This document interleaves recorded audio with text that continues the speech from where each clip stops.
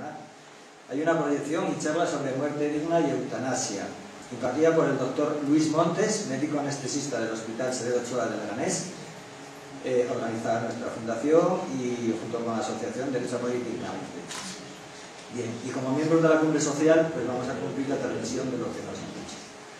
Primero, la invitación de la tienda de comercio justo de Tudela a una degustación del próximo sábado 18 en su puesto de la Plaza de Bastos, de 11 a 1.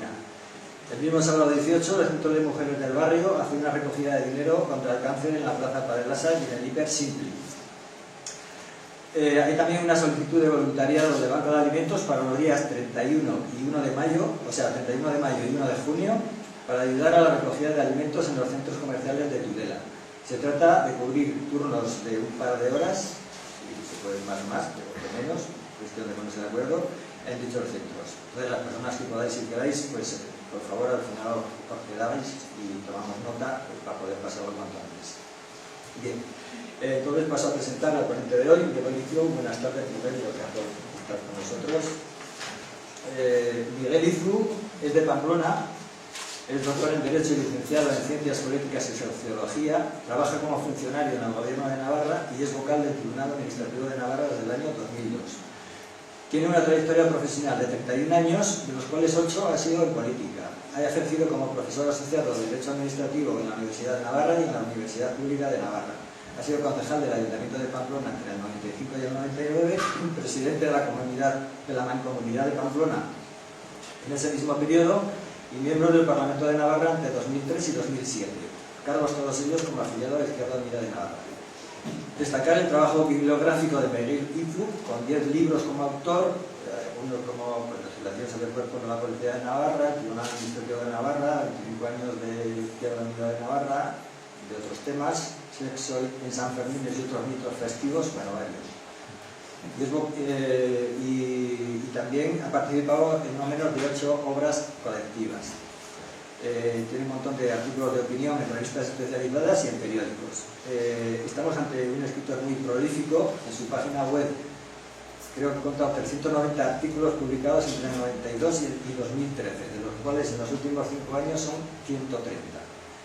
Principalmente publicados en el Diario de Noticias y sobre diversos temas: organización territorial, nacionalismo, federalismo, violencia, pacificación, medio ambiente, servicios públicos, sanfermines, política lingüística, política municipal, política navarra, española, internacional, iglesia, religión, viajes, de todo. Visitando su blog, cualquier persona puede hacerse una idea suficientemente precisa del devenir de la política navarra y española, de asuntos como también el de Caja Navarra, del interesado y repetido mantra de hemos vivido por encima de nuestras posibilidades y de otros muchos temas.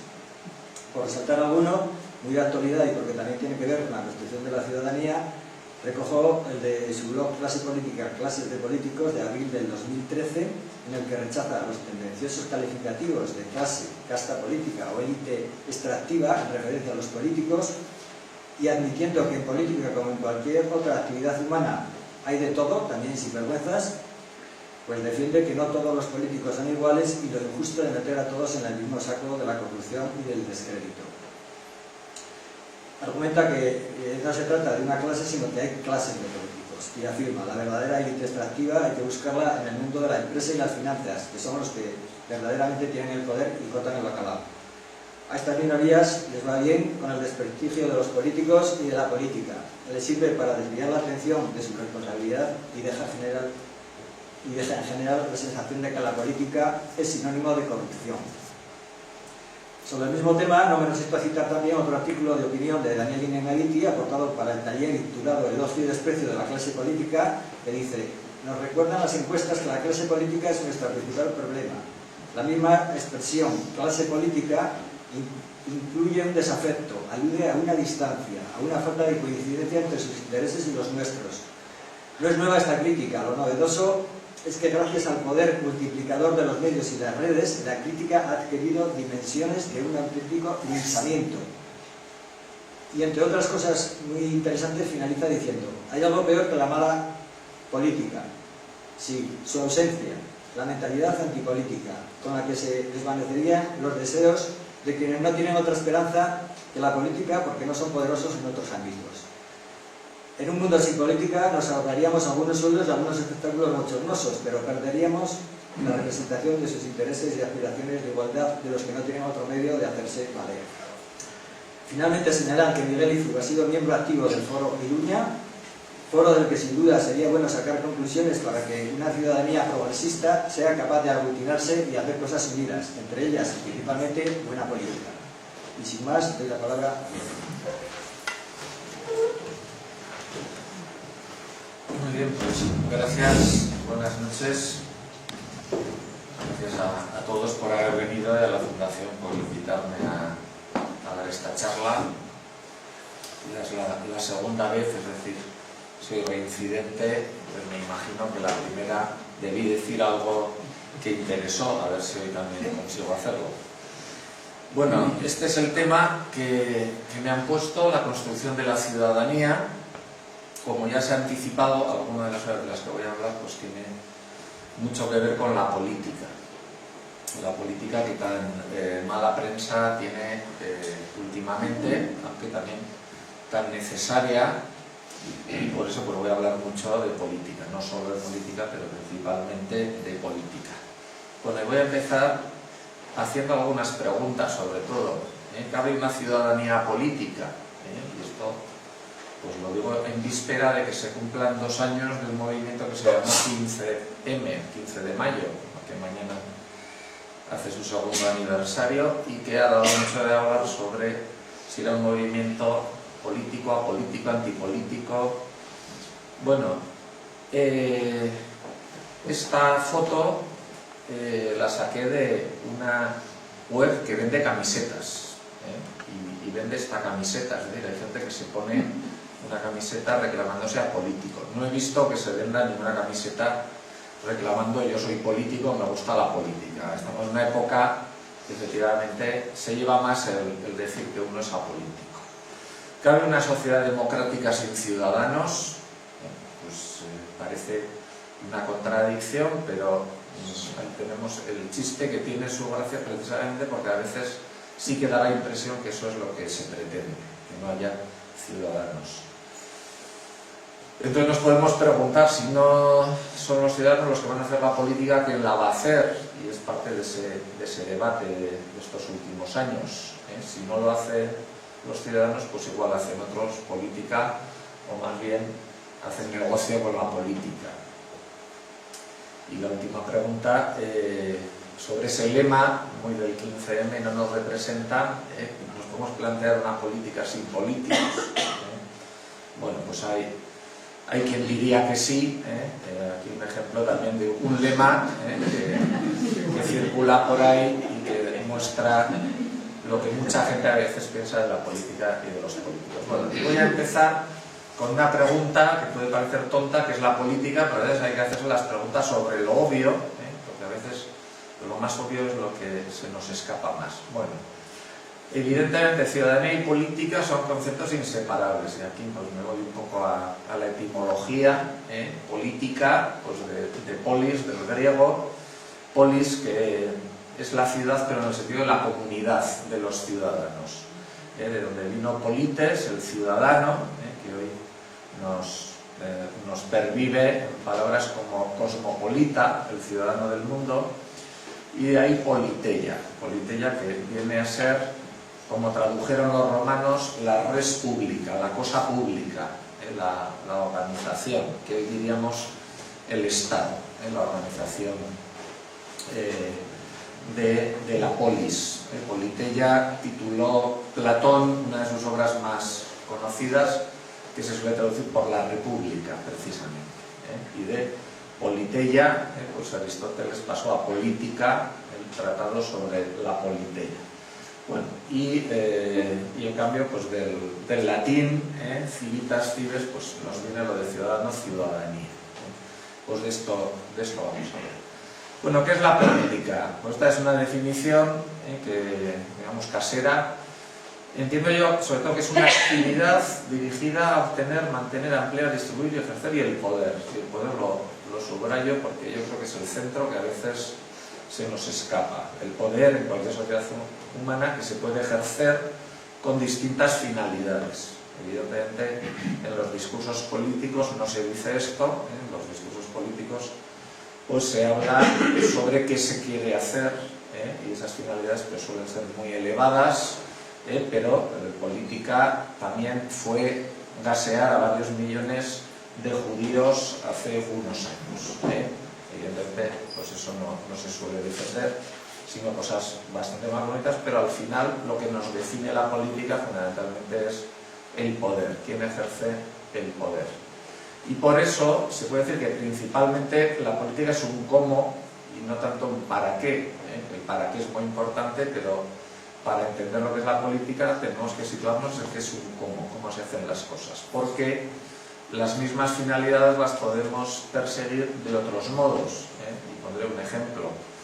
Un ministro de Educación, no pensemos el nuestro, vamos a pensar en un país lejano, puede decir, pues yo estoy aquí en el ministerio porque lo que quiero es asegurar que todos los ciudadanos tengan derecho a una buena educación, una educación de calidad que les permita progresar en la vida. Pues estupendo. Pero eso mismo lo puede decir un profesor. Dice, yo todos los días voy a trabajar al colegio porque quiero que haya una buena calidad en la educación, y eso lo puede decir un padre que está en la asociación de padres y madres, en el consejo escolar de su colegio, y eso lo puede decir un sindicalista que trabaja en el área de educación de su sindicato, y eso puede decirle el que trabaja en una ONG que colabora para que haya educación en países donde tienen más problemas, etc. Es decir, todos quieren lo mismo. La diferencia es el cómo. No es lo mismo lo que va a hacer el ministro de Educación que lo que va a hacer el padre en el colegio. Vamos a distinguir también que hay distintos poderes o clases de poder. ¿Qué es lo que caracteriza el poder político, que es del que vamos a hablar sobre todo? Bueno, que es un poder coactivo. Es el poder en la sociedad, el que se ejerce con soldados, policías, jueces, cárceles, todo ese aparato coactivo para obligar a los ciudadanos a hacer aquellas cosas que la sociedad piensa que debe ser obligatorio. Suena muy fuerte lo de coactivo, pero en toda sociedad hay cosas que hay que exigir. Hay que decir, esto es obligatorio, esto para todos, si no, no podemos convivir. Ese es el poder político. El poder político está muy relacionado con el poder jurídico. El poder político suele necesitar el poder jurídico, que es ese poder de aplicar las normas, que también necesita policías, jueces, tribunales, cárceles. La diferencia es que quien tiene solo poder jurídico y no político, por ejemplo el juez, pues lo que puede es exigir que se cumplan las normas, pero no las puede cambiar. En cambio el político además puede cambiar las normas. Luego tenemos el poder económico, que es quien maneja los recursos, y que ya sabemos que suele ser el más importante, aunque en teoría el poder económico debiera estar subordinado al poder político, pues no siempre es así, y en particular pues sabemos que en las últimas décadas más bien ha sido lo contrario. El poder económico se ha impuesto al poder político porque ha habido políticos que así lo han establecido. Y luego tenemos lo que podemos llamar pues, el poder ideológico, cultural, moral, eso que otros llamarían poder blando, el de convencer, el de no obligar, no hacerlo a través de la coacción ni de las normas, ni de la administración de recursos, sino de la propia capacidad de convicción, de razonar, etc. Bueno, pues todos estos poderes tenemos en la sociedad. Al final pues ya sabemos que poder político, poder económico, pues están muy relacionados. Además en este curso yo creo que se ha hablado mucho de economía, y gente que sabrá más que yo, con lo cual no voy a entrar mucho en temas económicos, aunque algunas referencias habrá que... Bueno, planteado el poder político así, pues también tenemos que decir que la política no la hacen solo los políticos. Esta es una tentación muy extendida y algo que dice mucha gente, dice la política para los políticos. ¿O qué es la política? Pues eso es lo que hacen los políticos. Igual que el cine, pues es lo que hacen los cineastas, o pintura es lo que hacen los pintores. Bueno, pues esto realmente es peligroso. La política se hace de muchas maneras y solo algunas la hacen los políticos, ¿eh? Bueno, formas de hacer política: decidir, tomar decisiones. Aquí sí que fundamentalmente eso es lo que hace el político. El político es al que se le encarga que tome las decisiones. Esas decisiones que nos van a obligar a todos, pero que se supone que son necesarias para satisfacer las necesidades de una sociedad. Esto lo hacen fundamentalmente los políticos, pero no solo los políticos. A veces los ciudadanos podemos decidir. En este país poquito, pues no está muy extendido, por ejemplo, lo del referéndum vinculante, que en otros países es mucho más habitual, que es la manera de decidir directamente los ciudadanos. Pero una cosa que sí hacemos más los ciudadanos es elegir a quien decide. Esto lo hacemos a través de elecciones. Esto ya no lo hacen los políticos, esto en teoría lo debemos hacer todos los ciudadanos en un sistema democrático. Controlar a quien decide.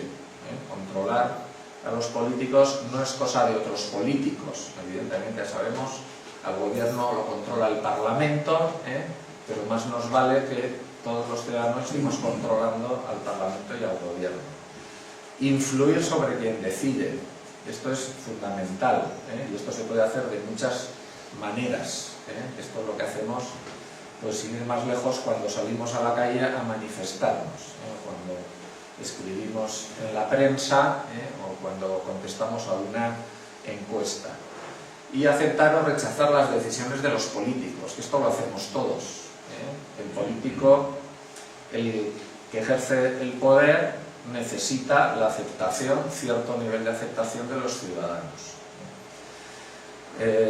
Y desde luego, pues también soporta el rechazo de los ciudadanos hasta cierto punto, a partir del cual pues no hay quien ya que se mantenga en el poder. Entonces también es importante la actitud de los ciudadanos, si aplauden al que manda más o menos críticamente, o si lo controlan y rechazan, critican sus decisiones. Bueno, la parte más visible de la política, que a veces parece que es la única, es la lucha por el poder. La definición que daba de política decía que es una actividad dirigida a obtener, mantener y ampliar el poder. Entonces la parte más visible suele ser la lucha por el poder. Sin más lejos, cuando nos presentan una película de tema político, que suelen venir todas de Hollywood, a veces muy buenas películas y a veces pues nefastas, pero bueno, cuando nos dicen que es una película de trama política, pues normalmente nos vamos a encontrar con una serie de personas luchando por el poder, lo más descarnadamente posible. Pero esta solo es una parte. Evidentemente, la política consiste en obtener el poder, pero para ejercerlo. Y ahí es donde viene la parte importante de ¿y para qué se ejerce ese poder político? Precisamente porque esta lucha por el poder es lo más visible, parece que no hay política cuando no hay esa lucha por el poder. Es decir, cuando no cabe cuestionar quién manda, parece que no hay política. Cuando no cabe rechazar las decisiones del que manda, parece que no hay política. Cuando son muy pocos los que deciden o los que eligen a los que deciden, pues parece que no hay política. Cuando muy pocos influyen, parece que no hay política. Esto pues se refleja muy claramente en aquella anécdota que cuentan de Franco, que aconsejó a alguien: usted haga como yo, no se meta en política. Evidentemente se refería a esto. Ahí no había posibilidad ni de luchar por el poder, ni de oponerse, ni de influir, mandaba él, con lo cual ya no había política. Por supuesto que había política, lo que no había era pues, posibilidad de oponerse abiertamente a los que mandaban. O también, a veces cuando se cuenta la historia, parece que solo ha habido políticos en las épocas más modernas o más cercanas a nosotros.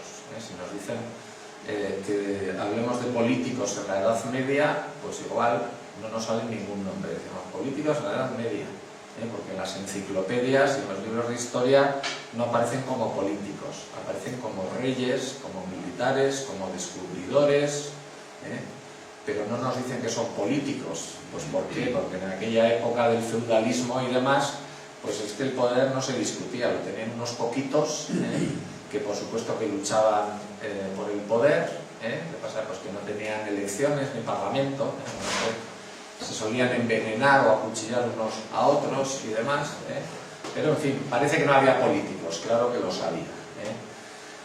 Parece que política hay solo cuando hay esa lucha por el poder y evidentemente es una parte importante de la política. Y precisamente por eso tenemos que decir que para que haya más democracia tiene que haber más política en este sentido. Es decir, no hay democracia si no se puede poner en cuestión quién manda y qué decide el que manda, si no se puede criticar, si no se puede influir, etcétera, etcétera. Es decir, que quien rechaza la política le está poniendo muy difícil a la democracia el poder pervivir. Entonces, pese a ese descrédito de la política hay que afirmar, hace falta no menos política, hace falta mucha más política si queremos más democracia. Bien, bueno, dicho más o menos esto, lo que yo entiendo por política, pues vamos a hacer también otra pregunta que puede parecer obvia. ¿Qué es un ciudadano? Estamos hablando de la ciudadanía, ¿de qué estamos hablando? Bueno, vamos a lo fácil, que es el diccionario de la Real Academia.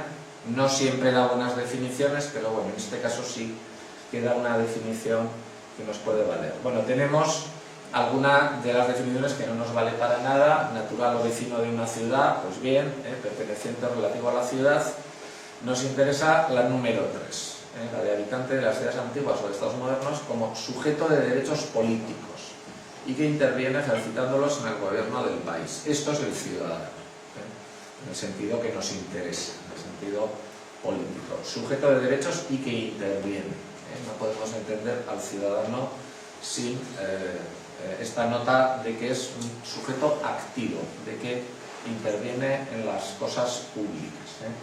Bueno, nos dice el diccionario que este es un artículo enmendado, porque ya en la próxima edición cambian, pero bueno, viene a decir lo mismo. La verdad es que a mí me gusta más lo actual. Y aquí nos dice persona considerada como miembro activo de un Estado, titular de derechos políticos y sometido a sus leyes. Esa idea, el ciudadano como sujeto activo, no como sujeto pasivo, no solo como el vecino de una ciudad. Y también pues es importante esa última definición, la número 5, habitante libre de las ciudades antiguas. Evidentemente, como miembro activo y titular de derechos tiene que ser libre. Bueno, ¿desde cuándo hay ciudadanos en este sentido? Pues desde hace muchos años, porque ya Aristóteles nos daba esta definición del ciudadano y remarcaba esa nota. El que participa en la justicia y en el gobierno. Este era el ciudadano en la Grecia clásica, luego por extensión pues también en la Roma clásica. La persona que participa, que ejerce sus derechos. ¿A qué se oponía la idea de ciudadano? Pues a una serie de personas que carecían de derechos o que tenían los derechos muy limitados. En la Atenas clásica de Aristóteles, el extranjero, el que no era ateniense, pues podía vivir allá, pero tenía limitados sus derechos. El esclavo, por supuesto. Y había muchos esclavos en aquella época. Y las mujeres, en aquella época pues ni se daban cuenta, hoy nos damos cuenta de que durante buena parte de la historia pues se ha prescindido de la mitad del género humano. Las mujeres tampoco tenían derechos. Al final pues los ciudadanos eran unos poquitos, era una minoría en la Atenas clásica y en toda la Grecia clásica. Era una minoría los ciudadanos que efectivamente tenían derechos, podían ejercerlos, participaban en el gobierno. Por eso la democracia ateniense, que se pone como ejemplo, pues tiene un reverso. Era una democracia para unos pocos, para una aristocracia o una oligarquía, no para la mayoría de las personas que no eran ciudadanos, no podían participar. Bien, y una situación parecida es la que viene en los siglos siguientes. En la Edad Media, la idea de ciudadano se opone a la idea de vasallo. En la época feudal, pues lo que hay son muchos vasallos y unos pocos señores que son los únicos que tienen derechos, que tampoco se llaman en esa época ya ciudadanos, pero bueno, podemos equiparar. Los ciudadanos siguen siendo unos poquitos, la mayoría son vasallos que tienen muy limitados sus derechos. en la Edad Moderna, en la época de las monarquías absolutas, pues se va desapareciendo el feudalismo, pero lo que tenemos es la idea del súbdito. El monarca absoluto tiene todo el poder, en realidad la aristocracia que rodea a la monarquía es la que ejerce todo el poder, y los demás son súbditos con pocos derechos. E incluso en una época mucho más moderna, pues se ha hablado del administrado. Cuando yo estudié Derecho, y todavía en los primeros años que trabajé, teníamos una ley de procedimiento administrativo que hablaba del administrado, es decir, un sujeto pasivo a recibir lo que le venía de la administración. Desde el año 1992, que cambió la ley, ya se quitó eso de administrado y se empezó a hablar del ciudadano. Y las leyes hablan de los ciudadanos frente a la administración, como sujetos de derechos y de la posibilidad de participar. Bien, entonces nos encontramos que durante buena parte de la historia, pues realmente los ciudadanos han sido pocos, porque se han negado estos derechos. Y aunque hemos visto que en el diccionario al ciudadano se le define como ese sujeto activo, esto es relativamente reciente, porque cuando cayó la Grecia o la Roma clásica, durante muchos siglos el ciudadano no tenía ese carácter. Me he buscado cuándo se recupera la palabra ciudadano en ese sentido. Todavía el diccionario de 1843 nos daba esta definición, pues simplemente el vecino de alguna ciudad, o lo relativo a la ciudad, etc. Nada de sujeto activo, de derechos, de participación en el gobierno. Todavía esto viene de la época del absolutismo. En 1852 ya reaparece ese concepto, el que está en posesión de los derechos de ciudadanía. Bueno, estamos en la época del régimen liberal que se está estableciendo en España, y entonces otra vez se ha vuelto a hablar de ciudadanía. Porque el origen, la recuperación moderna del concepto de ciudadano, pues viene de la Revolución Francesa, viene de la Declaración de Derechos del Hombre y del Ciudadano de 1789, que en el propio enunciado ya vemos que distingue el hombre y el ciudadano. También lo hemos visto en muchas películas. En la Revolución Francesa desaparecen los títulos nobiliarios y demás, y a todo el mundo le tratan de ciudadano. Bueno, pues es la recuperación de esta idea de la época clásica. Y se distinguen los derechos del hombre, por ejemplo, el primer apartado, los hombres nacen y permanecen libres e iguales en cuanto a sus derechos. Se distingue esto de los derechos del ciudadano. Por ejemplo, en el apartado 6, cuando se habla de los ciudadanos, se está hablando siempre del ciudadano que participa en el gobierno, que participa en la elaboración de las leyes, como dice, sea personalmente, sea por medio de sus representantes. Pues dice que siendo todos los ciudadanos iguales ante ella, ante la ley, todos son igualmente elegibles para todos los honores, colocaciones y empleos, conforme a sus distintas capacidades, etc. Esta es la ruptura, pues, con esos siglos de feudalismo, de absolutismo y demás. Es decir, todos los hombres, en este caso, son ciudadanos. Y digo hombres porque en aquella época también hubo una declaración de derechos de la mujer y de la ciudadana, no aprobado por la Asamblea Nacional como la otra. Esto es una labor de una mujer, Olive de Gouges, que no tuvo mucha fortuna, ella misma, que acabó en la guillotina, en fin, no por haber hecho esta declaración, pero bueno, en la época del terror, como mucha otra gente, acabó en la guillotina. Bueno, esta mujer pues hizo este acto de reivindicación feminista, mucho antes de que el feminismo se extendiera. Cogió la Declaración de Derechos del Hombre y la fue complementando con los derechos de la mujer y de la ciudadana. Entonces, pues puso cosas como esta: la mujer nace libre y permanece igual al hombre en derechos. Algo que sabemos que ha costado mucho que se vaya aceptando, y pendiente todavía de que sea realidad. Y lo mismo hace con la ciudadana. Todas las ciudadanas y ciudadanos deben participar en la formación de la ley, etc. Pues esto ahí quedó como precursora del feminismo, pero, como digo, no se aprobó nada parecido, y pues prácticamente hasta el siglo XX estas ideas no empiezan a aceptarse. Bueno, a partir de la Revolución Francesa, como decimos, se retoma la idea del ciudadano. Pero aquí es donde tenemos que afirmar esto. Los seres humanos nacen, los ciudadanos se hacen. Veíamos en la Declaración de Derechos Humanos, de Derechos del Hombre y del Ciudadano, en 1789. Y lo mismo podemos decir actualmente de la Declaración Universal de Derechos Humanos, de las Naciones Unidas, que es la actualización de aquella declaración. Podemos decir, pues sí, los seres humanos tienen esos derechos desde el nacimiento. Es decir, todos los seres humanos, etc. Pero un ser humano desde el nacimiento no es un ciudadano. Y a lo largo de la historia muchos seres humanos no han sido ciudadanos, no han sido reconocidos como ciudadanos y por desgracia ni siquiera hoy podemos decir que todos los seres humanos son ciudadanos. Al ciudadano hay que hacerlo. Al ciudadano hay que ponerle en condiciones de ejercer realmente como ciudadano. Hay una frase clásica del siglo XIX de cómo se van elaborando, creando estos estados constitucionales, liberales, estados de derecho, etcétera, que es esta de Massimo d'Azeglio, uno de los políticos que hace la unidad italiana. Entonces dice, en 1860, cuando ya se han unificado los reinos del Piamonte, de Nápoles, etcétera, se crea el reino de Italia. Dice, ya hemos hecho Italia, ahora debemos hacer italianos. Este hombre tenía muy claro que eran dos cosas distintas. Lo que tenían era muchos habitantes, el nuevo reino de Italia, pero había que convertirlos en ciudadanos de ese nuevo reino.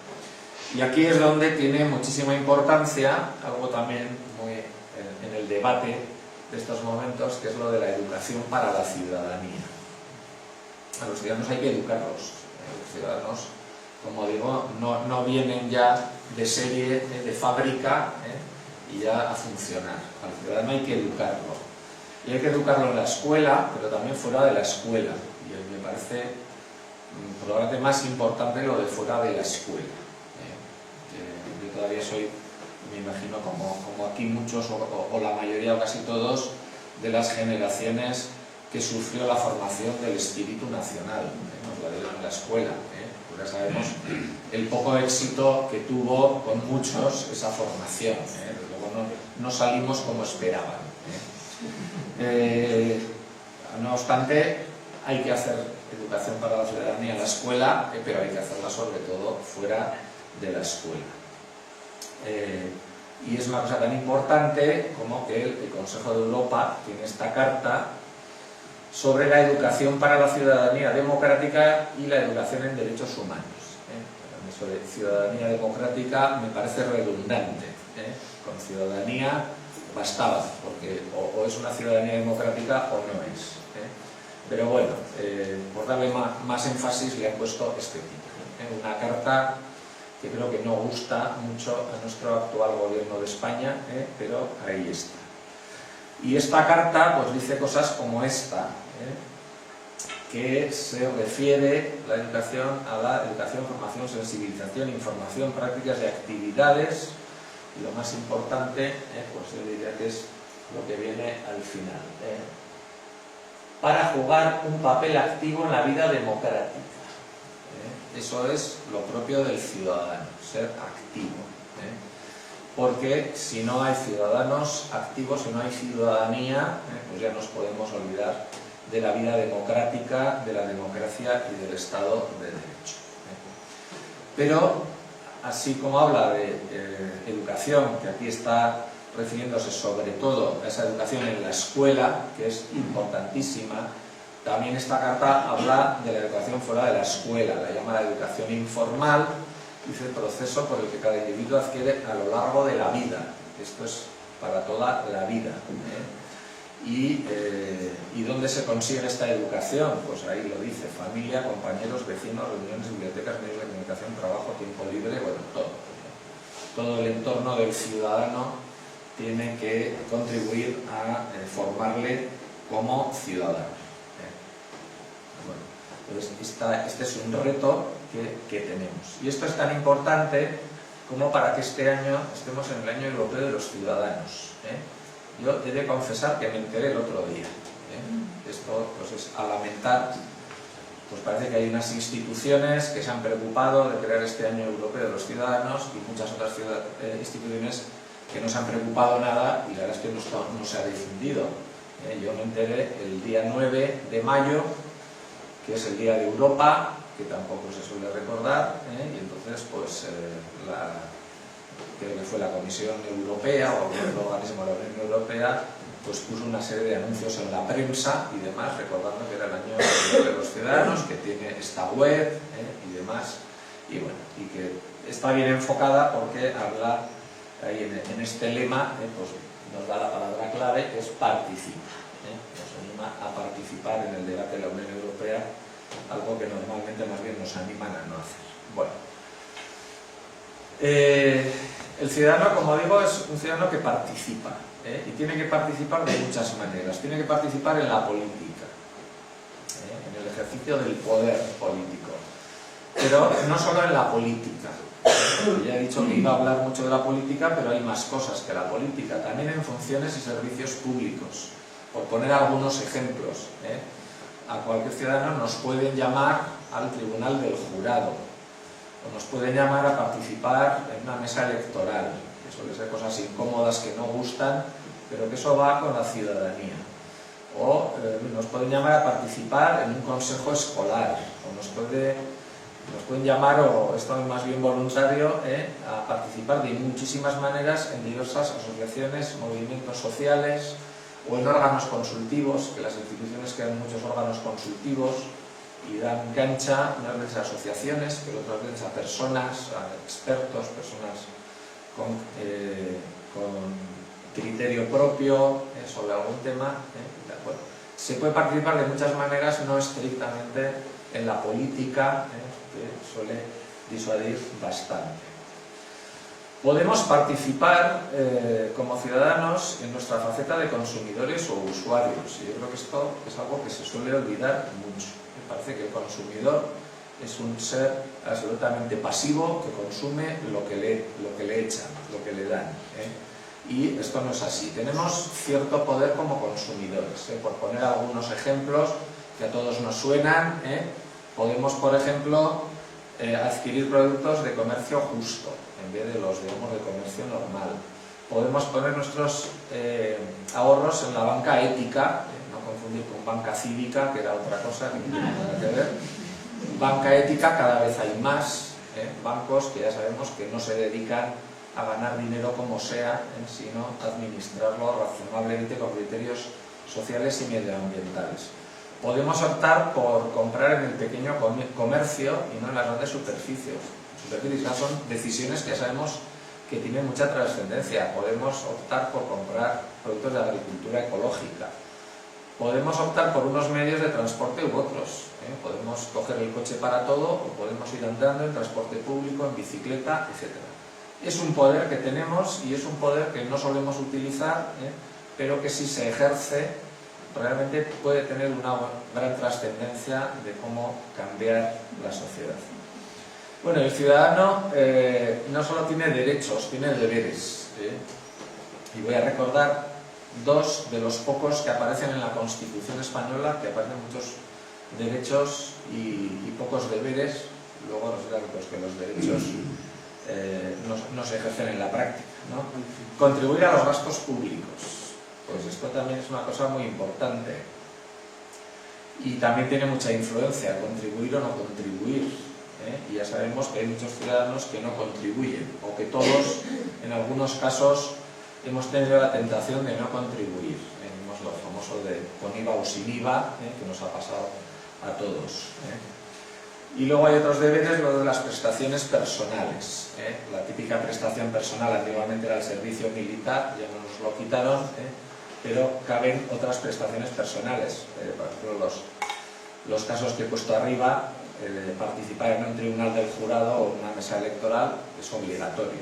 Entonces, como buenos ciudadanos tendríamos que acudir a hacer las prestaciones personales. O hay otras más anecdóticas, el famoso auzolán, que todavía se practica en algunos pueblos, etc. Bueno, el ciudadano es, como decíamos, un sujeto activo, que tiene muchas formas de participación. No lo vamos a limitar solo a la participación en política yendo a votar o siendo candidato a un cargo político. Lo que sucede que, pese a todas estas posibilidades, pues sabemos que hay muchos obstáculos a que el ciudadano sea tal, a que realmente sea ese sujeto activo que participa. ¿Cuáles son los principales obstáculos? Bueno, pues ya hemos mencionado, hasta el siglo XX prácticamente no todas las personas han podido participar. Ya no olvidamos las épocas del feudalismo, del absolutismo, pero en el siglo XIX ya con el Estado liberal de derecho y todo eso, pues vemos que se utilizaba el sufragio censitario. No toda persona podía votar, que no era ciudadano, sino solo los propietarios, los que contribuían con unas determinadas cantidades o tenían unas determinadas rentas. Sufragio censitario que desapareció y que esperemos que no vuelva. Y digo esto porque hoy mismo, pues andando por internet, he visto que hay un artículo de un señor que lo ha publicado en una web de una institución de tinte liberal que propugnaba volver al sufragio censitario, y decía que por qué va a votar todo el mundo, que vote la gente en proporción a su contribución, entonces que cada uno en función de la cantidad de dinero que tiene, pues que vote. El que tiene 100 tiene 100 votos y el que tiene 1000 tiene 1000 votos. Bueno, esto suena chiste, pero ya digo que lo he leído hoy mismo, y ahí está. Bueno. En el siglo XX llega el sufragio universal, pero también ya sabemos que fue durante muchos años sufragio universal masculino. Es decir, hasta que las mujeres han podido integrarse, pues también han pasado años en muchos países. Bueno, sabemos que todavía hay muchos países que todavía están en el sufragio censitario. Pero bueno, hablando de la realidad más próxima, la nuestra, digamos, la realidad europea, bueno, pues ya se ha ido extendiendo. Pero también sabemos que durante todos estos años de los dos últimos siglos, pues periódicamente ha habido casos que ni censitario ni universal. Pues ha habido dictaduras. En este país, pues el siglo XX, casi la mitad se pasa entre las dos dictaduras que hubo, donde no hubo posibilidad de participación. Bueno, nos ponemos ya en el siglo XXI y decimos, bueno, pero ya hemos ido hacia adelante. En algunos aspectos sí, pero también sabemos que no todas las personas participan. Sería muy bonito que todos los ciudadanos y ciudadanos fueran todos los seres humanos, participaran, fueran sujetos activos, pero sabemos que hay muchos obstáculos. Bueno, trabas estructurales, no voy a entrar aquí porque daría para mucho. Bueno, pues ya sabemos fundamentalmente el sistema socioeconómico que tenemos, pues no da igualdad de posibilidades tampoco para ser ciudadano. El parado o el trabajador que está cobrando el salario mínimo, pues no tiene las posibilidades de participación del empresario que, según leemos todos los días en la prensa, hace unos donativos anónimos a determinado partido político y luego recibe una serie de favores a cambio. Pues empezando por ahí, ¿no? Ya sabemos pues que la formación, el estatus social, económico, etcétera, influye mucho en la capacidad de participar. Tenemos también que hay personas que rechazan la política, que no quieren participar, por muchos motivos, pero hay personas que no quieren participar, no quieren ejercer como ciudadanos, de una u otra manera.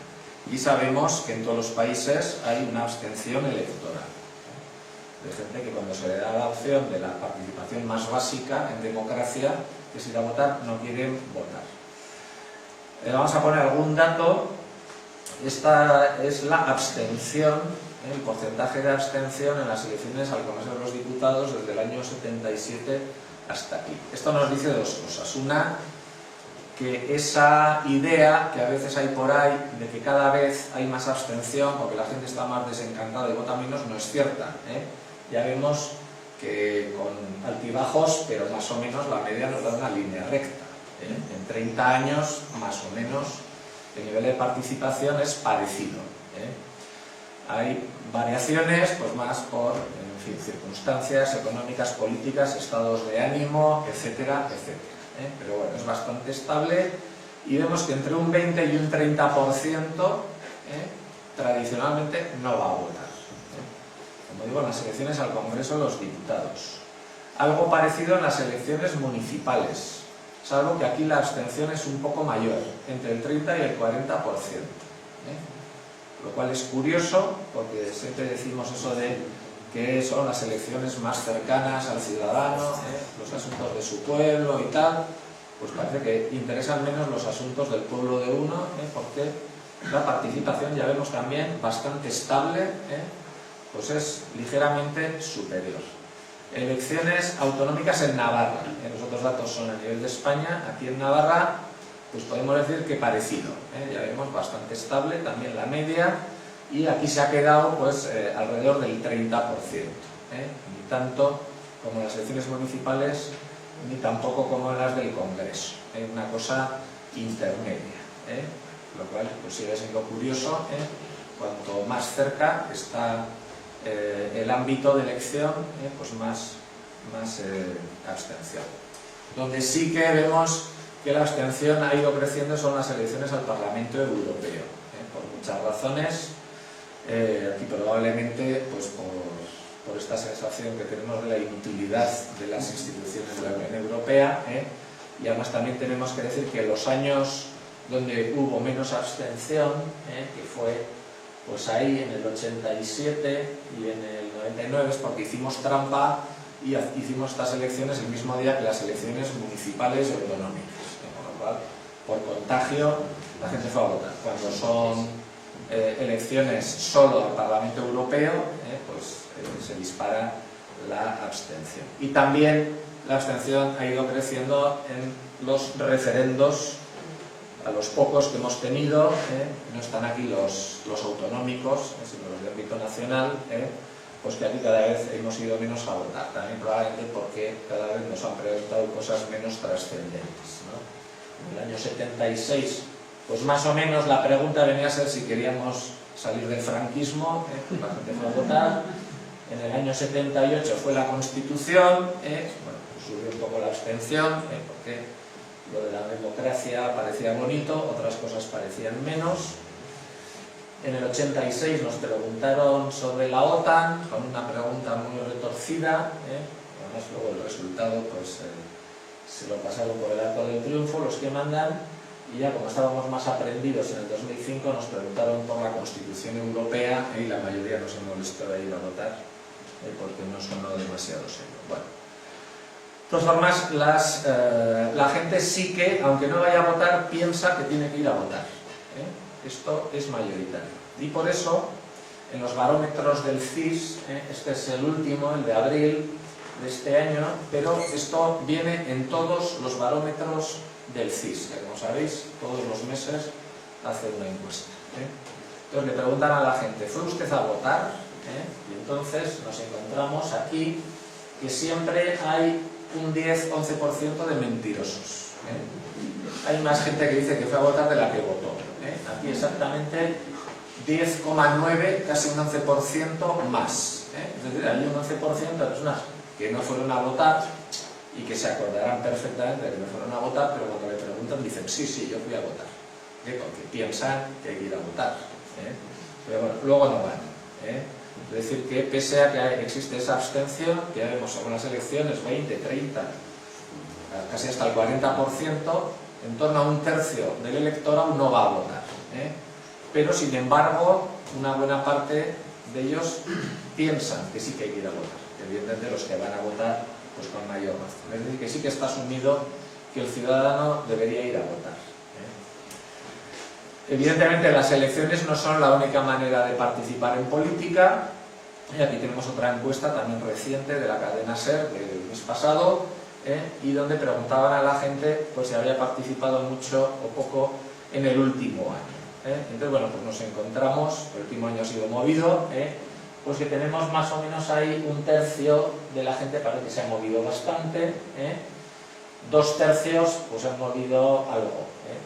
Una petición pues cuesta menos que ir a la huelga o a una manifestación, pero vemos que entre un tercio y los 2/3 pues sí que es gente que se mueve. Del otro lado tenemos aquí los que no se moverán nunca y lo aceptan, porque en fin, si tal como están las cosas, un 10% directamente dice que no se van a molestar ni firmar una petición, podemos suponer que es gente absolutamente pasiva, que no quiere participar por lo que sea, por muchas razones, pero no quiere participar, ¿no? Y luego aquí entre medio, no ha participado, pero podría hacerlo. Bueno, ahí también algunos mentirosos tiene que haber, porque dicen, bueno, aquí estás esperando, si no ha sido este último año, aquí estarás esperando para participar. Entonces probablemente hay gente que tampoco se va a mover, entonces probablemente tengamos también un tercio más o menos de ciudadanos que estarán ahí, que pase lo que pase, ellos no se van a mover, no solo no van a ir a votar, sino que es que no van a hacer absolutamente. Bueno, pues hay estas diferencias en cuanto a la participación. Y esto pues también se confirma con el barómetro del CIS del mes de abril. No coinciden los datos, pero bueno, se aproximan. Aquí tenemos los ítems que serían comparables. ¿Ha participado el último año? Bueno, pues vemos que hay algunos que sí, otros que no irían nunca. Aquí encontramos casi un tercio que diría no iría nunca, ni a una huelga, ni a una manifestación, vamos, ni a echar una firma, ¿no? Mientras que luego tenemos aquí pues otros más proclives a participar y demás, porque vemos que se divide la ciudadanía en cuanto a su implicación. Y esto también es bastante consistente con este otro resultado. Aquí es un barómetro de hace ya unos meses, donde le preguntan a la gente qué importancia da en su vida a una serie de cosas.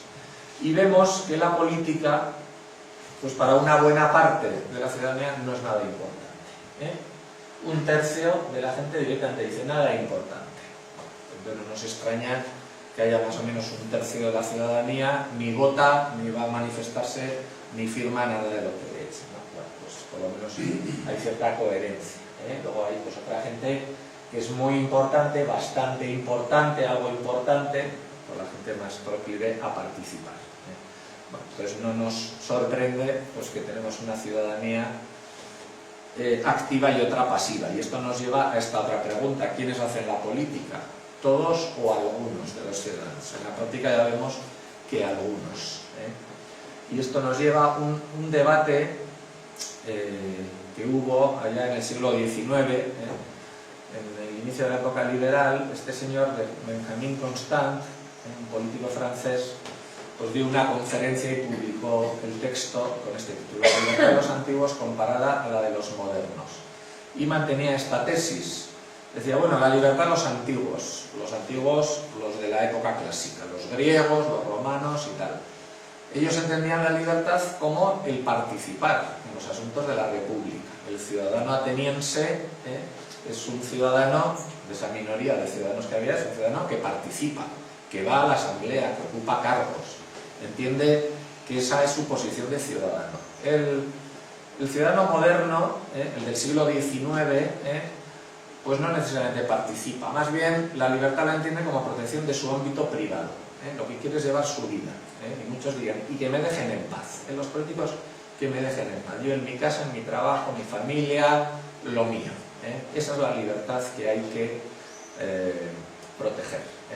Bueno, esto da lugar a una visión desde el liberalismo, que se arrastra todo el siglo XIX y hasta el siglo XX, de que bueno, la libertad como valor supremo del liberalismo no implica que todo el mundo tenga que participar. En realidad la mayoría de la gente no quiere participar, con que les reconozcamos su vida privada se quedan contentos. Por eso no hace falta democracia. Con el sufragio censitario, por ejemplo, nos vale. Y en esta época pues yo creo que se sigue viendo. Algunos lo siguen viendo así. Oiga, no, la democracia no, hombre, no. Para todos no, para unos pocos, que ya nos encargaremos de llevar las cosas adelante. Bueno, esta idea hoy en día, evidentemente, de momento no volvemos al sufragio censitario, pero late, por ejemplo, en la profesionalización de la política. La política se convierte en una profesión, que son algunos los que están en la política. Hay muchos que piensan, la política es lo que hacen los políticos. Los ciudadanos normales, mejor que no nos metamos en la política. Pero esto lo que hace es degradar la propia idea de ciudadanía. El ciudadano es un ciudadano que debe participar. Por eso, el sistema educativo, que debiera producir buenos ciudadanos, lo pongo entre interrogantes, porque la propia idea de la educación para la ciudadanía está en cuestión. El sistema educativo muchas veces no se dirige, y como sistema educativo me refiero fundamentalmente a la educación obligatoria. ¿Por qué ponemos una educación obligatoria? Que tiene que ir todo el mundo, y además le ponemos un programa obligatorio dictado desde el Estado. El sistema educativo muchas veces parece que está pensando en otras cosas. Por ejemplo, en hacer buenos cristianos, en este país sobre todo buenos cristianos, en los centros confesionales, pero me da igual decir buenos musulmanes o buenos judíos. O en buenos hijos de sus padres, porque hay muchos padres que piensan que como padres la principal libertad que tienen es mandar a sus hijos a un colegio donde les enseñen a ser exactamente como sus padres, donde estén con niños como ellos, de su medio social, etcétera, etcétera. O buenos españoles, o buenos vascos, o buenos navarros, o buenos catalanes, o buenos lo que sea. Pues aquí vuelvo a lo de la formación del espíritu nacional. Desapareció con ese título, pero creo que no desapareció del todo. Todavía ha habido un ministro de Educación que hace unos meses ha dicho que uno de sus propósitos era españolizar a los niños catalanes. Bueno, está esa idea todavía ahí. Otra mucho más clara, y tenemos ahí esa reforma educativa que se pretende. No, aquí se trata de hacer buenos trabajadores o buenos profesionales. Desde párvulos, como decíamos antes, desde la educación infantil, ya a la gente le vamos a preparar para pelear por un puesto de trabajo. O buenos consumidores. Vamos a tener ovejas que sigan al rebaño para que funcione.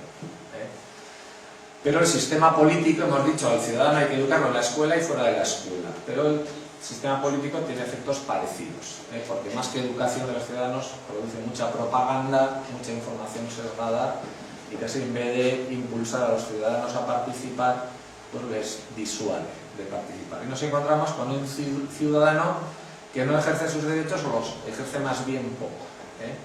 Que en vez de un ciudadano como sujeto activo, a veces se convierte en un fan o en un mero seguidor de los líderes políticos, o en un figurante. Se utiliza mucho ahora el ciudadano como figurante. He buscado esta imagen que, bueno, es del PP, pero podría ser de cualquier otro partido. La encontré más fácil del PP, pero ahora se utiliza mucho esto, de poner gente detrás de los líderes políticos en los actos de partido, para que se vea que hay mucha gente respaldándole. Están de figurantes. Ninguno de ellos va a tener una participación activa en este mitin electoral.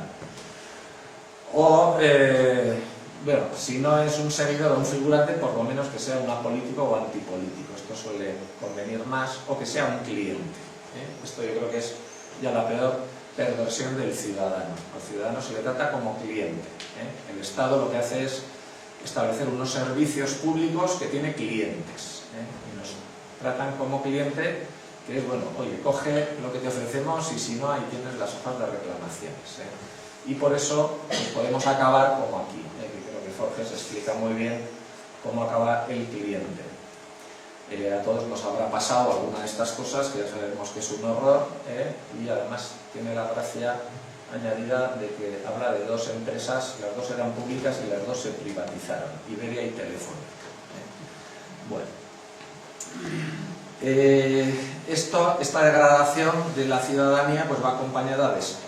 Ya sabemos, desprestigio de los políticos, ya lo hemos mencionado, y tenemos la encuesta que antes ponía también de la cadena SER, que piensa la gente de los políticos. Forman parte de una élite, junto a los empresarios banqueros, trabajan sobre todo en la defensa de los intereses de unos pocos.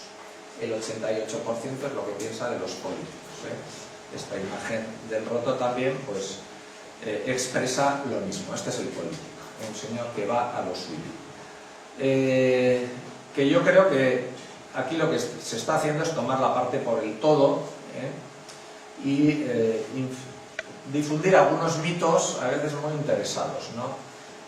Que los políticos son una casta, clase política o casta política, es decir, es la casta dominante. Este es un discurso que se ha extendido mucho. A mí esto de los políticos me recuerda a lo que también se dice los funcionarios. Bueno, aquí arrimo el asco a mi sardina, que soy funcionario. A mí me cabrea mucho cuando veo resultados como este.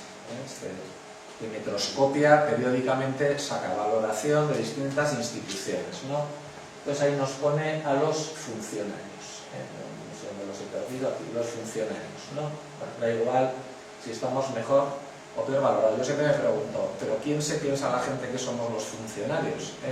Porque, ojo, se pregunta por los científicos, la mayoría de los cuales son funcionarios en este país. Se pregunta por los médicos, la mayoría son funcionarios. Los profesores, la mayoría son funcionarios. La universidad, lo mismo. La policía, todos. La sanidad pública, todos. La Guardia Civil, todos. Los militares, todos. Los jueces, todos son funcionarios. Entonces digo, ¿quiénes somos los funcionarios? Pues nos dejan a unos poquitos, yo me imagino, que piensan en el tradicional funcionario con manguitos y en una ventanilla, ¿no? Y luego dicen, de esos hay demasiados. Digo, no, si esos somos 4 o 5, el grueso de los funcionarios son los otros. Bueno, pues esto que me pasa con los funcionarios me pasa con los políticos. Digo, ¿quién piensa la gente que son los políticos? Bueno, por ahí también en internet corre mucho unos textos que dicen en España hay 425.000 políticos, el doble que en cualquier otro país, ¿no? Pero bueno, ¿de dónde saldrán tantos políticos? Bueno, he venido a cifras de Navarra, porque en Navarra casi que se pueden contar los cargos políticos, que no es equivalente, pero bueno, se aproxima. Cargo político, la gente piensa que eso es un político. ¿Cuántos cargos políticos hay en Navarra? Pues estos. Cuando digo estos, en Navarra afortunadamente se pueden contar, porque esto es una comunidad pequeña y las cifras están por ahí. Y tenemos estos cargos políticos. ¿Todos estos son políticos? Hombre, pues parece que no. Tenemos ahí los 1.101 concejantes, miembros de concejos. El que es de la Junta de su concejo, de un pueblo de 50 habitantes, eso es un político. Pues yo diría que ninguno o casi ninguno. Pero podemos decir lo mismo de los concejales, esos poco más de 2.000 concejales que tenemos son políticos. Tenemos 2.000 políticos, ahí sí que somos políticos, pues también sabemos que no, que la mayoría pues es gente que tiene su trabajo y pues va un rato al ayuntamiento de su pueblo a ayudar a que funcione un poco las cosas. Muy pocos de esos concejales, de esos alcaldes, de esos concejantes podemos entender que son políticos.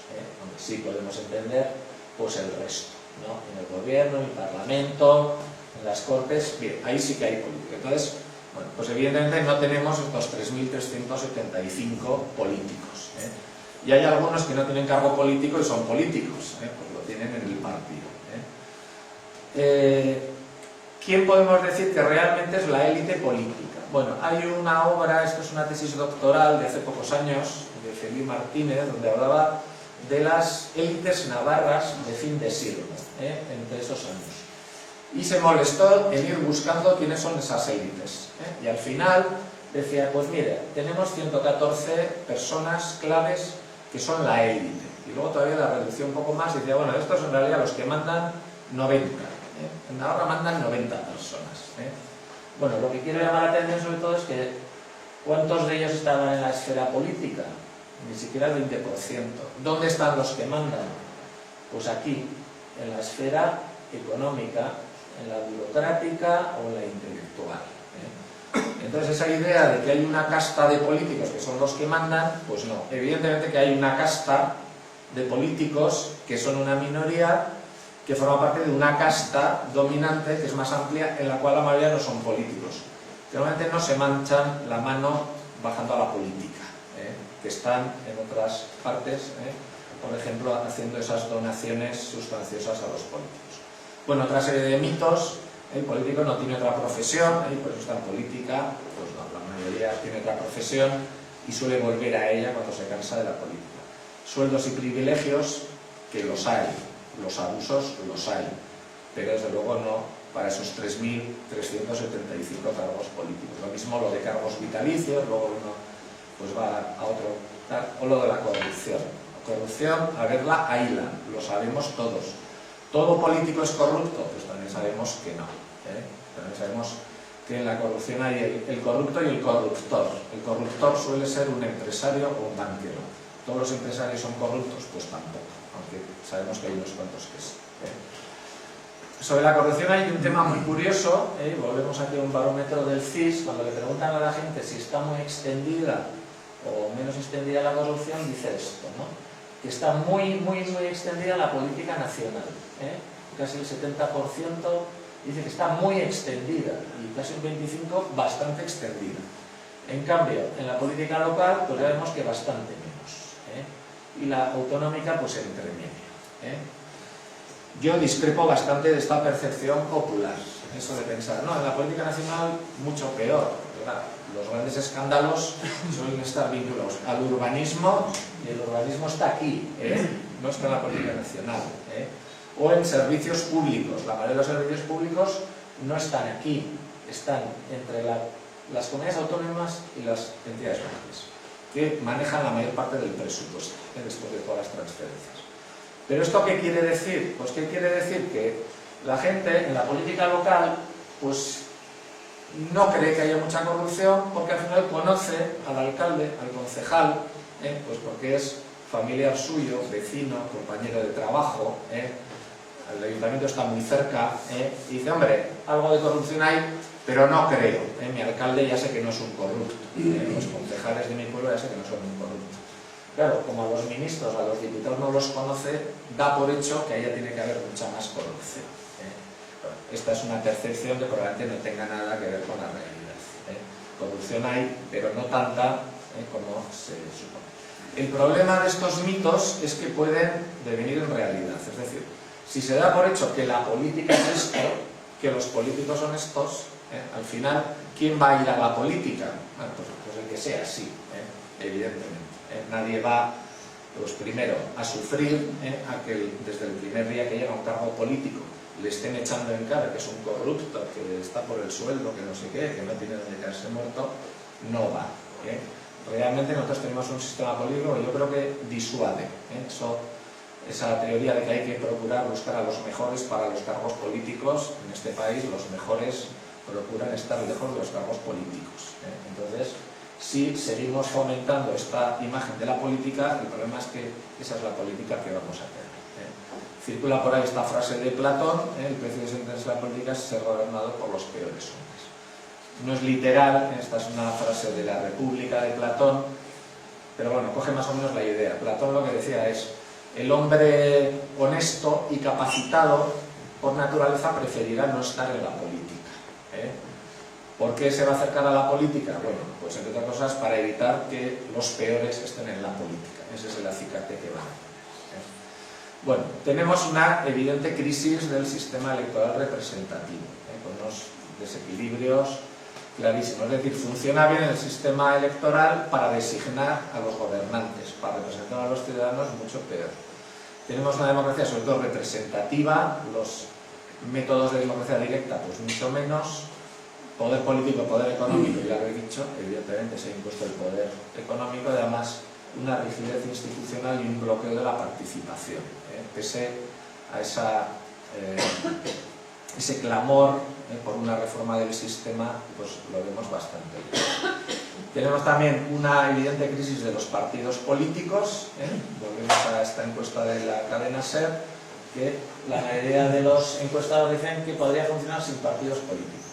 Con unas plataformas sociales y tal. Bueno, yo discrepo bastante, pero esta es la idea. Luego, cuando se le pregunta cuántos partidos políticos, dice o dos o más, no dice ninguno. La gente al final dice, no, mejor tener más partidos, o sea, algún papel deben tener los partidos, y además en un bipartidismo, pues al final puede suceder eso, los partidos poniéndose a caldo los dos, pues poca confianza van a dar.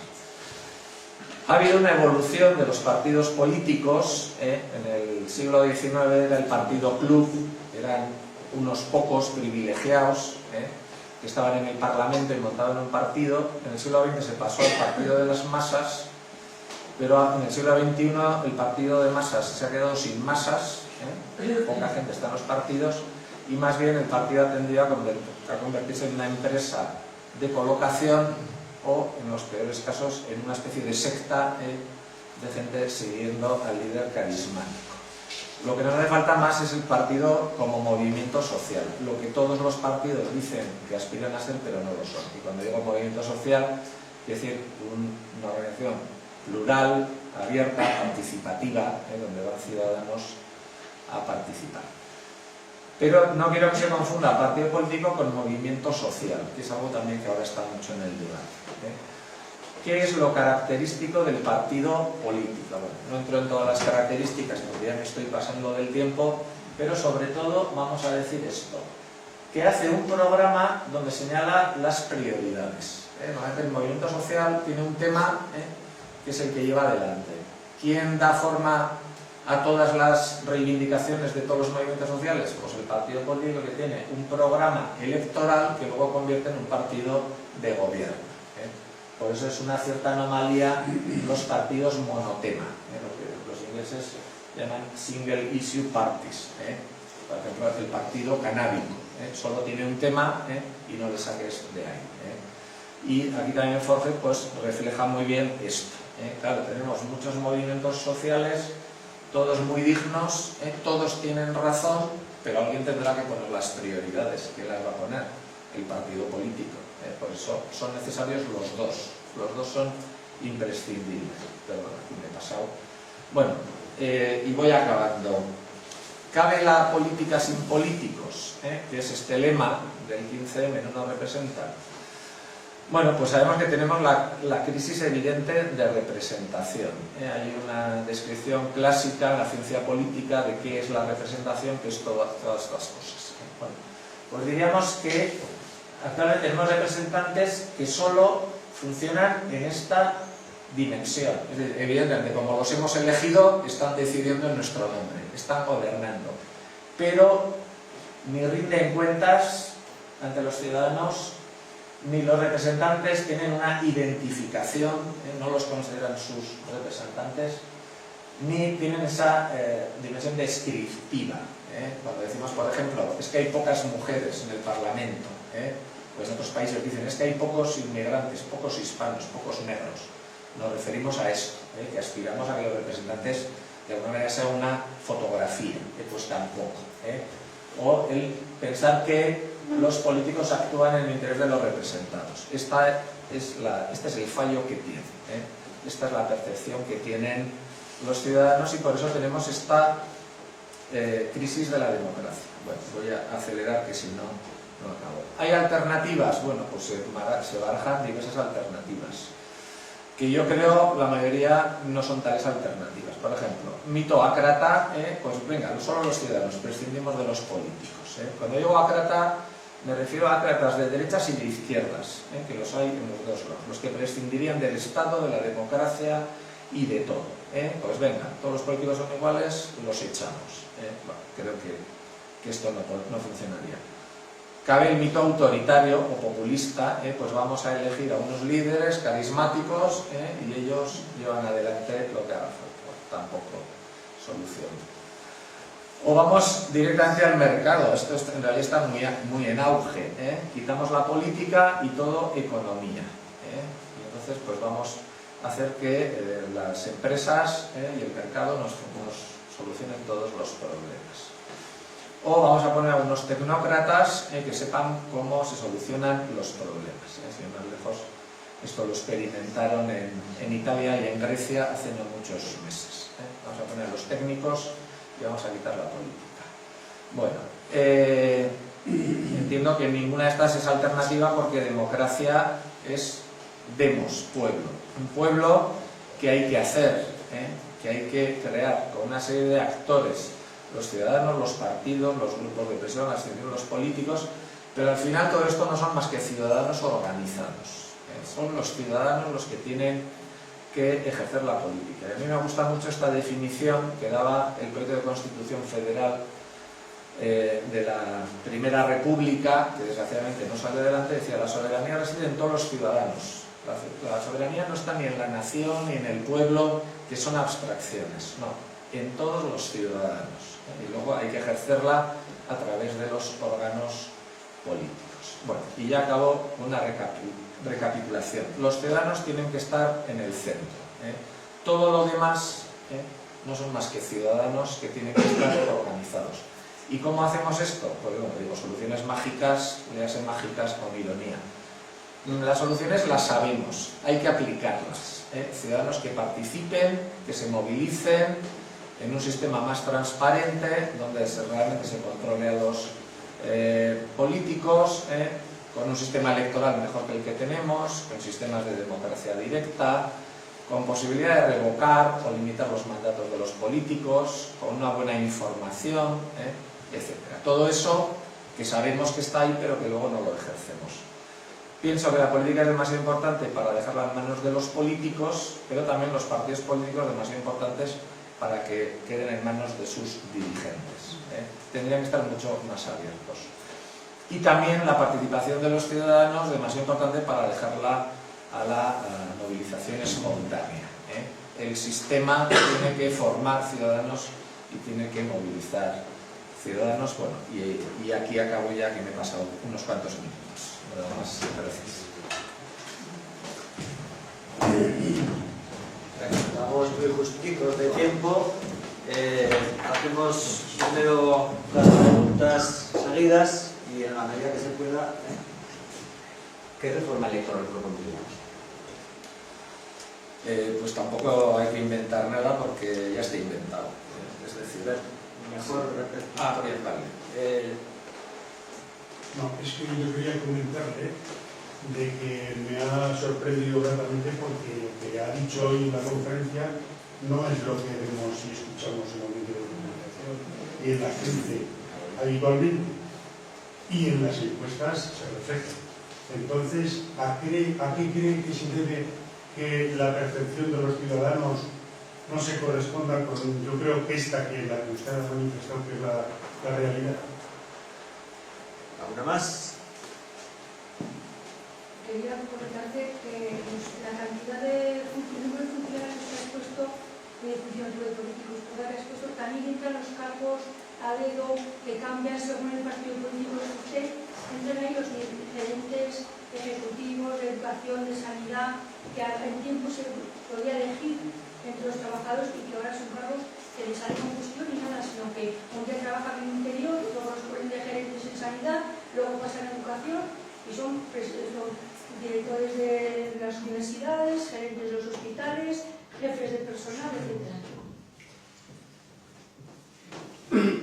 ¿Qué piensan de las, por ejemplo, de las listas abiertas y de la limitación, por ejemplo, de que no se repita una persona años y años en los cargos?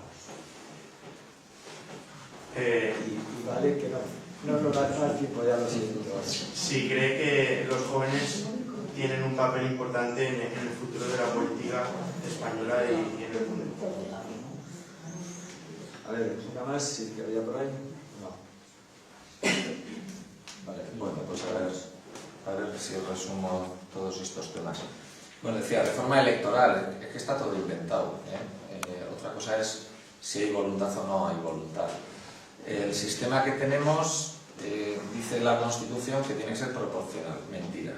No es proporcional ni en el Congreso ni en el Senado. No es proporcional en la mayor parte de los parlamentos autonómicos. En Navarra sí que es bastante proporcional, por eso ya hay una campaña feroz para bajar el número de parlamentarios, que no es inocente.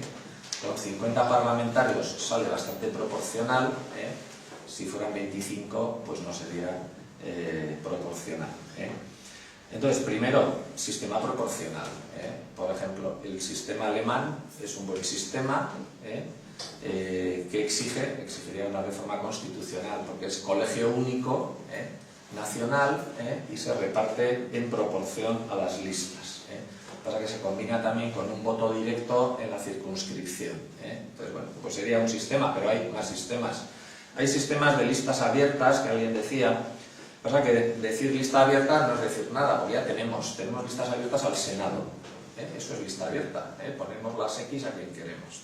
Ya sabemos que no funciona, porque claro, es que hay que combinarlo todo. El sistema de lista abierta con la circunscripción, con la forma de con el número de puestos a elegir, con la forma de emitir el voto. Hay muchos sistemas de listas abiertas que algunos son buenos, donde el ciudadano en la lista del partido puede decir: este no me gusta, no le voto, este sí me gusta, le voto, etcétera, o este es el que más me gusta, este es el segundo que más me gusta, es el tercero que más me gusta, y luego según las opciones, bueno, hay posibilidades de mejorar mucho el sistema electoral, pero ya digo, fundamentalmente buscando una mayor proporcionalidad y una mejor representación.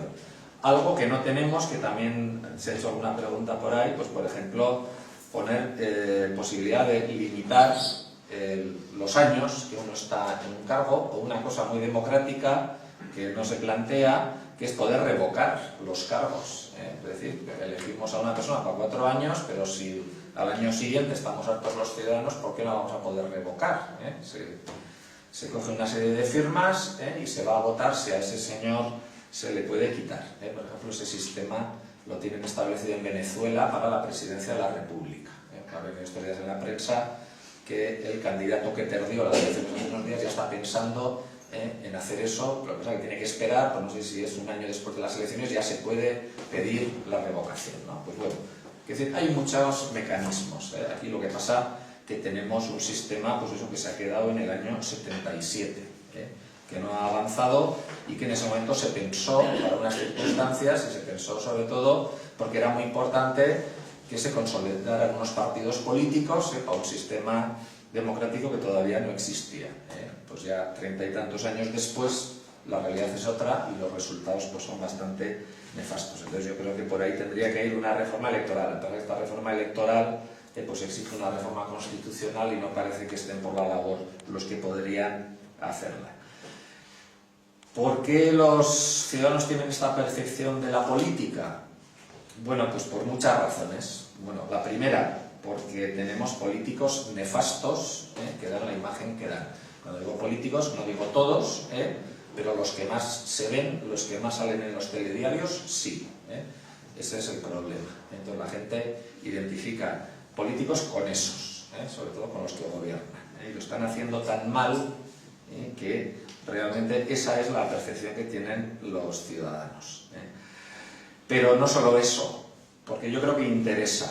También interesa dar una mala imagen de la política. Los medios de comunicación normalmente entran a saco. Les encanta que queden mal los políticos. Los medios de comunicación no son inocentes. Los medios de comunicación tienen unos propietarios, que casualmente suelen ser unas grandes empresas de comunicación y de otras cosas, unos grandes grupos empresariales, o unos bancos, o unas cajas, unos grupos internacionales, y a esos grupos económicos ya les va bien esa imagen de la política, porque así la gente no tendrá la tentación de querer hacer política.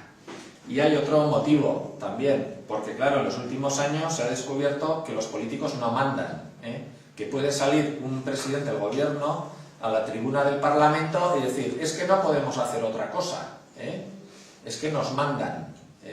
Claro, la gente dice: o sea, que los políticos no deciden nada. Pues entonces, ¿para qué les estamos pagando? ¿Para qué tanto rollo de elecciones y tal? Pues también la subordinación del poder político al poder económico también tiene esa idea. O, en el caso de Europa, una Unión Europea pues hecha con los pies, es decir, distante, opaca, no sabemos quién manda en Bruselas, no sabemos por qué nos mandan las cosas que nos tienen que mandar, y aquí cada 2 por 3 nos dicen: es que esto viene de Bruselas. Entonces, bueno, ¿para qué voy a votar al alcalde de mi pueblo, al presidente de mi comunidad autónoma, ni al presidente del gobierno de España? Si luego todos la excusa que nos dan es que estamos a ver qué nos dicen de Bruselas. Es que es una normativa de Bruselas, es que si no hay subvención de Bruselas, claro, en Bruselas no sabemos quiénes son, no les entendemos, alejamiento también de la política. Es decir, hay una serie de causas muy amplias que han acabado con esto. Bueno, había una pregunta muy concreta de si en esos 3.375 cargos políticos había puesto también a los de designación digital y demás. Sí, hombre, los que son de nivel político, es decir, los de designación política, por ejemplo, directores generales, directores gerentes de organismos autónomos, gabinetes de consejeros de alcaldías y tal, es decir, los que se nombran a dedo, y puede ser cualquiera, y suelen ser del partido, esos están. Claro, hay un segundo escalón, que son los cargos de funcionarios a dedo, esos no están, esos no son propiamente políticos. Es verdad que a veces, pues ya sabemos, en la administración hay muchos funcionarios que ascienden no por méritos propios, sino por ser primo, hermano o ser del partido. Bueno, esos están ahí en una zona intermedia. A esos no los he puesto de otra manera porque es muy difícil saber quiénes son, porque además, en fin, los que trabajamos en la administración sabemos. Los directores de servicio o los jefes de sección, pues hay muchos que están ahí por méritos propios, pues porque vale y trabaja. Y hay otros que no, pero cuáles son unos y cuáles son otros, en la plantilla no nos lo dice, entonces no los hemos puesto. Pero evidentemente se podría ampliar un poco también, por eso he dicho, esos son los cargos políticos, no son los políticos, pero bueno, como tampoco sabemos quiénes son los políticos, como aproximación. Hoy podemos decir, por ejemplo, que el señor Sanz o el señor del Burgo son políticos, no tienen ningún cargo, ya los han dejado, pero en fin, pensamos que siguen siendo, que siguen ahí enredando, ¿no? Y acabo con el tema de los jóvenes. Hombre, pues siempre le damos mucho protagonismo a los jóvenes en todo, pues porque eso es ley de vida. Evidentemente, los jóvenes son los que vienen con más energía y con ideas nuevas, con más actitudes hacia el cambio. Los que ya vamos cumpliendo años, pues nos vamos oxidando y nos vamos cansando, ¿no? Entonces el papel de los jóvenes sería fundamental, de que se movilicen, sobre todo los jóvenes. También hay que decir, se les está poniendo difícil, claro. Para empezar, los estamos mandando a Alemania o a algún otro sitio a trabajar, o les estamos poniendo tan difícil el obtener un puesto de trabajo que lógicamente tienen que estar más pensando en lo suyo, en cuántos másteres más van a tener que hacer o cuántas entrevistas más de trabajo. Pero evidentemente la movilización la tienen que llevar las generaciones más jóvenes, no las generaciones más mayores. Entonces, pues evidentemente habría que esperar. También hay que decir, los jóvenes en los últimos años se movilizan cada vez más, pero también muchas veces a ellos se dirigen los esfuerzos mayores de manipulación. Por ejemplo, el movimiento 15M, pues sabemos que era gente joven, pero también una buena parte de esa gente cae en la tentación de la antipolítica. Es decir, no se quieren mezclar en la política, pero claro, eso es un callejón sin salida. No te gusta la política, no te gustan los políticos, no te gustan cómo las trabas, pero no te quieres meter en política. ¿Crees que las cosas van a cambiar solo saliendo a la calle a manifestar? Yo pienso que no. Y creo que es muy importante salir con la pancarta, pero solo así no se cambian las cosas. También hay que estar en el otro lado, hay que estar en las instituciones, hay que estar en el Parlamento, hay que estar en muchos sitios, ¿no? Entonces el riesgo es que que ya se empiezan a oír voces en ese sentido, ¿no? Es decir, bueno, el 15M ya está liquidado, ya ha fracasado. Toda esa energía de 2 años en manifestaciones, acampadas y todo eso, claro, si no se da el paso siguiente, es decir, bueno, y esto también se tiene que reflejar en una participación política, a través de partidos, a través de movimientos, a través de lo que sea. Y ese es el problema, que una buena parte de esa juventud que sí ha salido a la calle luego no tiene claro cómo tiene que ser su participación en la política, porque la política sigue estando muy desacreditada y, como digo, a veces desacreditada de forma muy intencionada, muy poco inocente. Bueno, pues no hay más tiempo. Creemos que la verdad que ha sido muy interesante y educativa. Os esperamos en el próximo curso y gracias por vuestra asistencia.